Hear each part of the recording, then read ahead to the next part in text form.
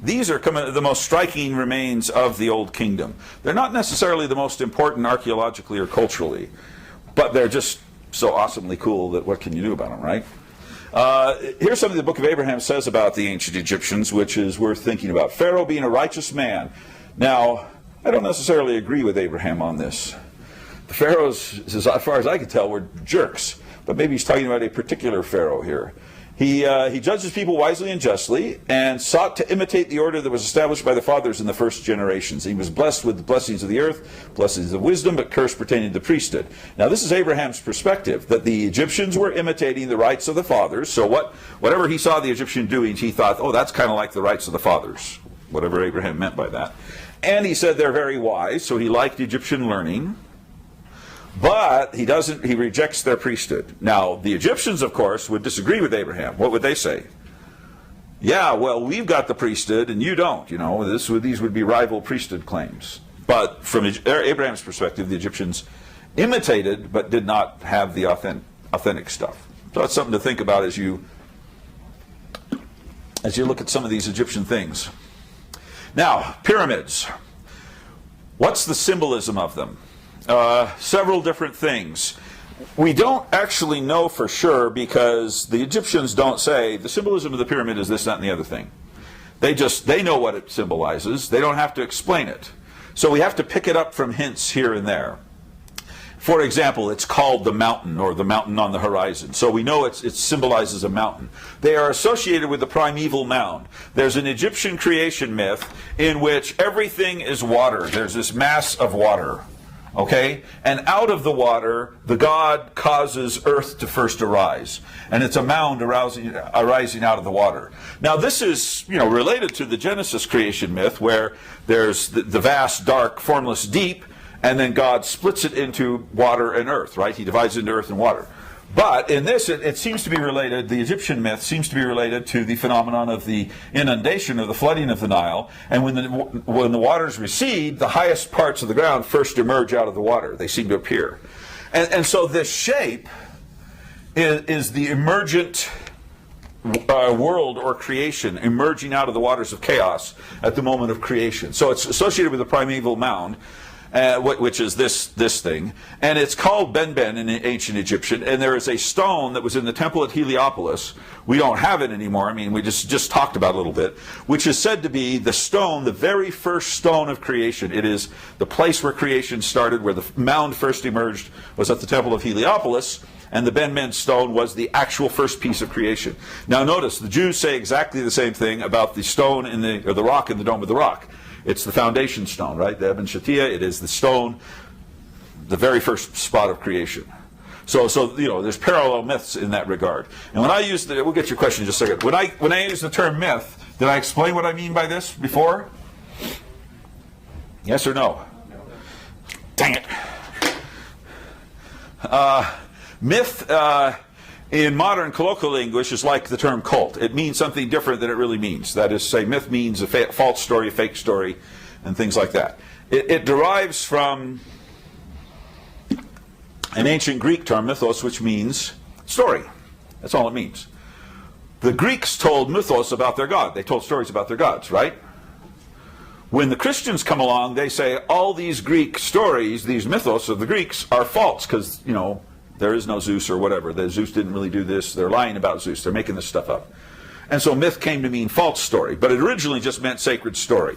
And that's the way scholars use it today. So when I use the term myth, we're not talking about something that's fake or false. We're talking about a sacred story. It is a story which defines a community, defines its purpose, defines its relationship with the gods. That's what we mean by a myth. So when I say there is a myth of creation or something, that's what I'm talking about. And then the corollary term is mythos, which is really just the Greek singular for this, but mythos is used by modern scholars to mean a collection of myths, a system, a collection of lots of different myths that all fit together coherently to form the mythos, the whole story as opposed to a few sacred stories. So for example, from the Mormon perspective, the Joseph Smith first vision story is a myth, right? It is a sacred story that defines our community. That doesn't mean it's a fake story. Myths can be ontologically true, spiritually true, symbolically true, whatever, but You know, it is a myth because that's the role it plays in our community. It defines, it forms, it is the foundation of our community. Does that make sense to people, how I use the term? So just bear that in mind when I talk about these things. Now, you had a hand up? Yeah, I was just wondering about this idea of you have the primeval water that the land comes out of. And, maybe we don't know for sure where they got this idea, but the thought just occurred, do you think that they thought of this when they just saw how land actually comes out of water? Yeah, well, a lot of people say that when the Nile is flooded, everything's covered by water. And as the flood recedes, it seems that the land is rising out of the floodwaters. Yeah. It's also called the Mer, which means in Egyptian, the place of ascent, something you can go up. It is a stairway to heaven. So it is a sacred mountain, and you can climb a mountain, and when you climb the mountain, you get into heaven, right? I mean, that's the idea behind this. It's also described as a sunburst, because the pyramidion is a little, when you look at a pyramid, at the top, they actually had put a metal capstone thing. And it was made out of gold, and when the sun hit this, the pyramids were originally completely smooth.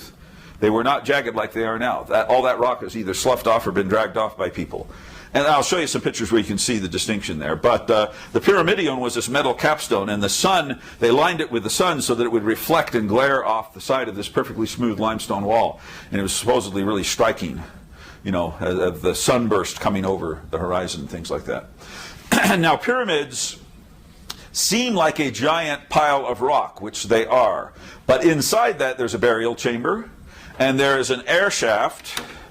So when you look at a pyramid like this, there's a burial chamber somewhere, and there's shafts that come out of them. They're pretty strange things. They're pretty small. They actually, maybe this big. They built some robots to be able to send them up there and take pictures and stuff. And they seem to be aligned with stars, and they think these might have been shafts for the spirit to come and go into the pyramid. Something like that. Okay? There's also on all pyramids a temple at the base, a foundation temple. And for the Egyptians, that was what was actually important. You had to build a funerary temple where the pharaoh could continue to be honored as a god.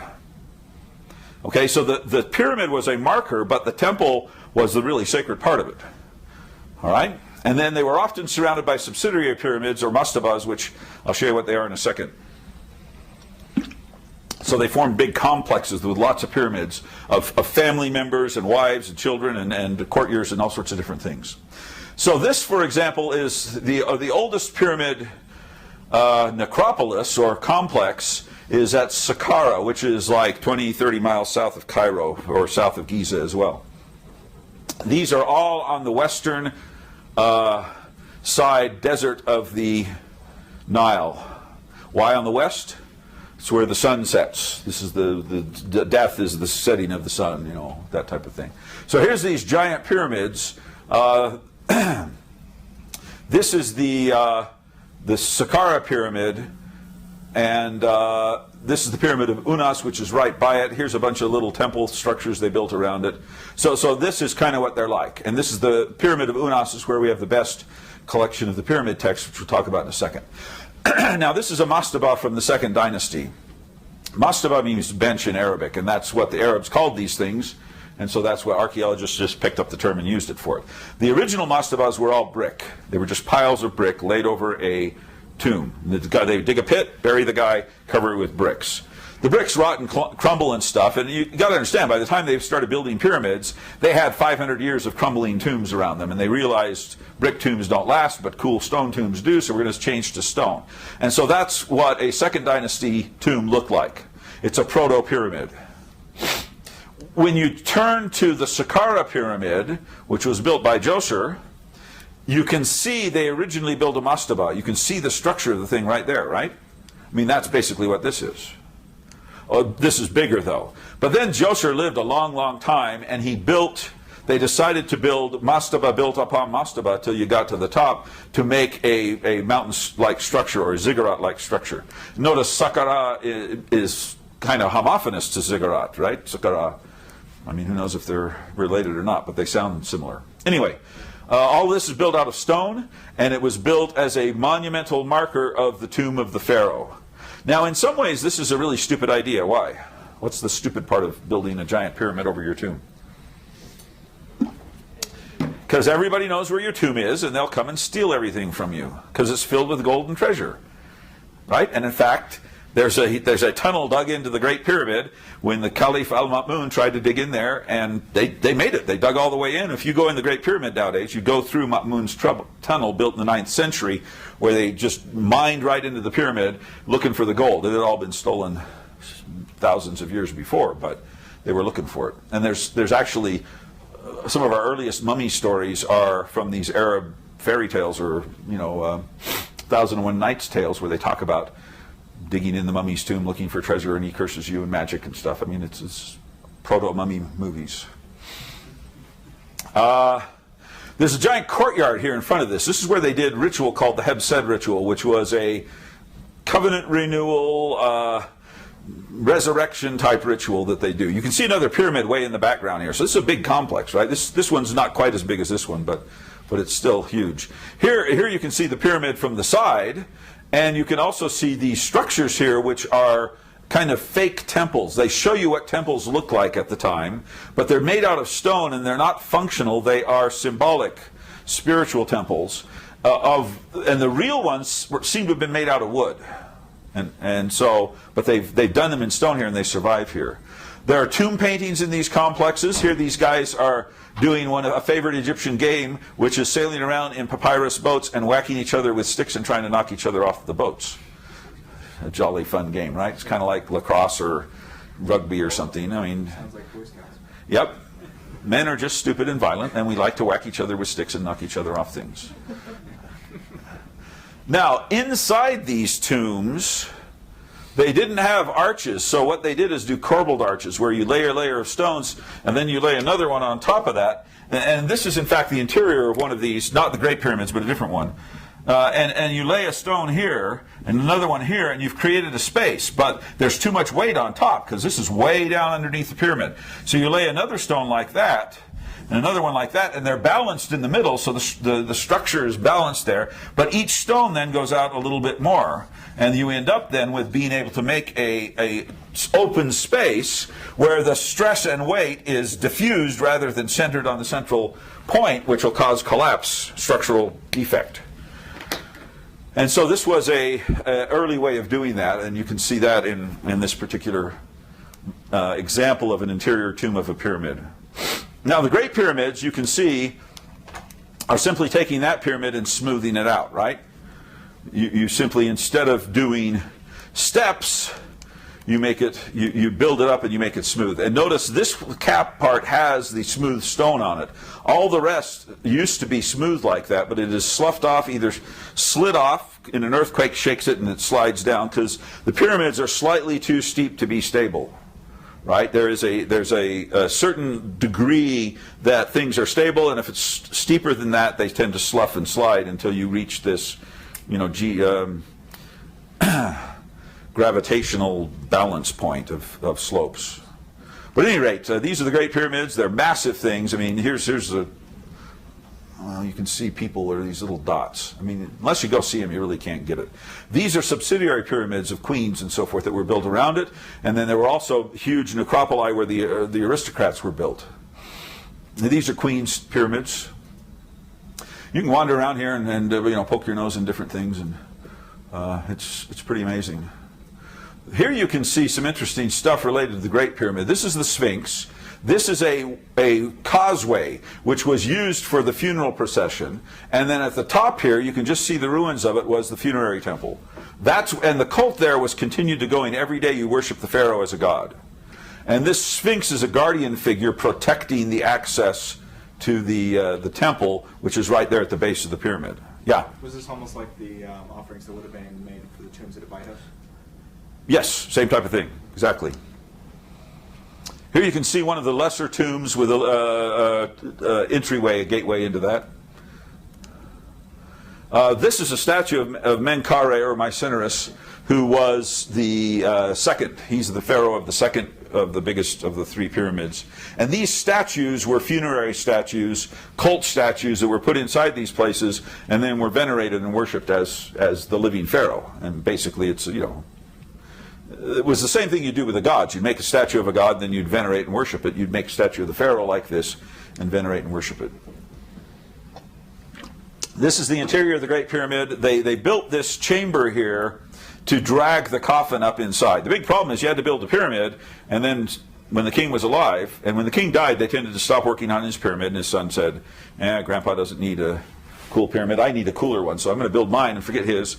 But you had to have a way to get in, so they had these tunnels. They're pretty narrow. I mean, you can't stand up really straight in it. They would push the sarcophagus. They built the huge stone sarcophagus inside the pyramid as they built it. But they had to move the coffin of the king in there and some of the other treasures, so this was the access way. Here's the interior of the tomb. You can see this was the sarcophagus. The body was in there. When they found it, when the archaeologists dug it up, there was nothing there. It was completely empty. They'd been robbed probably in the New Kingdom or late intermediate period. The Egyptians were great at robbing their own tombs. I'll tell you the story of how we got the mummies one day. It's pretty amazing. Now, the tombs were filled with grave goods. That is, treasure, food, water, cultic devices, clothing, weapons, chairs, beds, you name it, they've stuck them in the pyramid. Because these were the products that the king would need in the afterlife. And we actually have one of the tombs of the wife of Sneferu and the mother of Khufu is buried at Giza with Khufu. Khufu is Cheops, the Great Pyramid's builder. And his mother is buried there in a tomb by him, and that tomb happened to be not plundered. Only a couple have not been plundered. That tomb, Tutankhamun's tomb, a couple others were not plundered in antiquity. All the rest were plundered 2,000-3,000 years ago. Okay, and so most of these grave goods are gone, but from the ones that survive, we can kind of tell what there is. And this one has really ornate furniture that was put in it. We have Khufu's solar boat. That survives. We'll show you that in a second. The cult statues like this, that's a cult statue. By cult, what do I mean? It's a statue that you venerate and honor and you worship in some way. Okay? And then there's murals and paintings sometimes in these tombs. This is the furniture of the queen. This is Khufu or Cheops' mother. Now, this has been greatly restored because the wood was mainly rotted. I mean, it was just, broken, dusty stuff. But there was enough there that they could figure out where it was and restore them. So, this is what the king and, this is the bed of the queen, and this is her throne chair and whatnot that were buried there in her tomb with her. This is the great boat of Khufu. It's really quite amazing. You can see the size of a person. What they think is this is the boat with which the pharaoh's coffin was sailed up the Nile to, when these pyramids worked, if this is the Nile River, there was a temple at the base, then a causeway, then a temple at the base of the pyramid, and then the pyramid. And so they'd sail the bark down here and dump off the coffin, and they would drag it up in procession, do the funeral ceremony in the temple, then drag it inside the pyramid and bury it there. And then seal off that hole. Remember that tunnel we saw? That's how they'd do it. And this boat that they carried the pharaoh in, they think they took it, disassembled it, took it completely apart, and buried it in a big pit right here, and then covered it over with rock and sand. And because it's out in the desert, this wood has survived. This is actually 4,600-year-old wood, cedar wood from Lebanon. The entire boat is of cedar wood, and notice it was disassembled and just piled up in pieces in this pit, and then they've reassembled it. And notice it was bound together by rope. You can see, they didn't have nails or anything like that. They tied the boat together. And then these giant oars, the oarsmen would row, and the king's coffin was carried in there. So this would be the type of a royal barge that the king would sail up and down the Nile on during his reign. Yeah? You say this is cedar from Lebanon? Mm-hmm. So do we know if they imported this wood? Yes. Or if they actually went up there? We have accounts of them going up and buying the wood and sail it down in boats. They have accounts of that in the Marna tablets, right? Yes, in the Marna tablets they talk about it a bit, and there's when Amon's biography tells about him going up there and trying to buy it, and the guys demanding more money, and they refuse to sell it to him. They say, we need more money than this, and they have this big haggle over getting the wood. Lebanon, all the mountains around Lebanon were completely covered with cedar forests in 5000 BC, and they have been completely deforested since then. There's like a dozen left. I guess they're growing some new ones, but I mean, it's classic deforestation thing. We think of deforestation as something new. That's bogus. The Middle East has been being deforested for 6,000 years. And Europe used to be, 80, 90% forest, or at least northern Europe. It's all been deforested by the Europeans. Okay, here's some stuff about the pyramids. Oh my gosh, we only have 5 minutes. So here's some introductory books you can take a look at. Now, associated with these pyramids are the pyramid texts, which are a set of documents that are funerary literature. They date from one specific period here. They're after the Great Pyramids. They're built around Saqqara. What they did is do Saqqara as a cult complex. Then they shifted, that was in the 3rd dynasty. Then they built the 4th dynasty pyramids at Giza, and then they went back in the 6th dynasty and built them in Saqqara again. They built them around the old complex. So there's actually 3 different phases. There's a pre-dynastic, or early dynastic, the Saqqara complex, and then these pyramid text complexes. So there's a half a dozen pharaohs that have tombs there. They're much smaller than the Great Pyramid, but they have these texts written on the walls.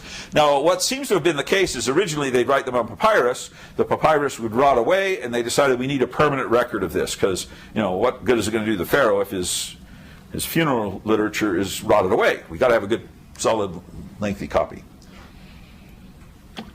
This is the Pyramid of Unas. You can see it was faced once with full, smooth facing stone. That's all rotted away. Most of these pyramids do not survive well. The problem is they tend to build the interior out of rubble and the exterior out of smooth cut stone, and then when the cut stone either falls off or is dragged away, the rubble just collapses. And you can see that is the case here, right? I mean, this is not a well-built engineering-wise compared to the Great Pyramid, which is fantastically well-built engineering. Okay, now these are carved on the walls of the inner tombs of the pharaohs that are inside these pyramids. So inside this pyramid, there's a chamber, and in that chamber the walls are carved with these pyramid texts. Okay, they are in columns with bars separating them. They're very poetical. They're very archaic. The language doesn't match normal Old Kingdom language, which indicates these were rituals that go back hundreds of years before the Old Kingdom, when they were finally written on the walls. So these are really, it's like writing in Latin or something, and writing a Latin inscription nowadays when it's a very archaic language. And it is associated with the cult of Ra, the sun god, and Heliopolis. Lots of stuff involved in that. Now here's what they look like. This is from Unas or Weni. 2 different ways to say the same guy's name. But you can see there's some diagrams and columns and stuff, and then a lot of writing in these columns. Now this is a close-up of it so you can see what it looks like. So all of these cartouches are the king's name. You've got this line, and then it's written from top to bottom like this. Actually, you read it this way, but from top to bottom. Okay? And that's what the texts look like. Now, what do they talk about? Number 1 is funerary actions. They purify the body, they clean it, they anoint it, they dry it out. The reason the mummies survive so well is not because mummification is good. It's because they essentially turned the mummy into jerky. They salted him. They covered him with natrins and salts, and it leached out all the moisture. And without moisture, bacteria can't act. And so the king was turned into jerky, and then his body was put away and wrapped up. So it's the drying process, the desiccation of the body that preserves it. Then it talks about, so some of it's about what you do to the body when the king is dead. Some of it then is about what you do after you wake up from death, the resurrection. The corpse has to be reassembled, kind of like Frankenstein. You put it all back together again. Then you do the opening of the mouth, which is a ritual that essentially the mouth is the source from which you get breath and you get food and you get water. So the mouth has to be revitalized for breath and food and water to come in. Then you get to eat with the gods. So once you're resurrected, you've got to eat. You've got to restore your vitality through eating. And then you put in all sorts of clothing, weapons, insignia, and all sorts of royal stuff. You can see what the royal regalia looked like by reading these texts and seeing what they describe. And then, so then, this is the resurrection process. It is a ritual you go through to raise the body from death to life. Then they talk about ascending to the sky, which is sometimes described as becoming a bird, a falcon, or the Horus god, and flying up. Sometimes, a storm, a whirlwind takes you up. Sometimes there's a ladder or a stairway you can go up into heaven, but you ascend into the sky to dwell with the gods. You've got to overcome obstacles, which include monsters and people asking if you're righteous and giving you passwords and stuff. There's a gatekeeper you got to pass. There's a ferryman who ferries you across the celestial river, which is the Milky Way. So there's a boatman up there, and he rows you across. If you don't give him the right words, and this is the Kairos idea. You've got to give the coin to Kairos to get across the Styx in Greek tradition. Then you're admitted into the company of the gods. They announce your name. The gods recognize you. They clothe, crown, and anoint you. They do embrace you or take you by the hand. You become a god, and you can sit among the gods. So the deification of the dead king is a crucial element of that. Okay? And here's these texts talk about the pyramid texts as translations and also describing what they contain, if you want to pursue that a little bit. So pyramid texts are really our very first book that we have. We have inscriptions before this, but we don't have complete full texts. And this is a book. I mean, it's 400 or 500 pages in translation. It's lots of stuff. And some of it's very weird and hard to read. Some of it, the king cannibalizes the rival kings. He'll kill them and eat them. Probably he really did that. I mean, eating the enemy gives you his strength and power and life, right? So there's lots of strange stuff in it as well.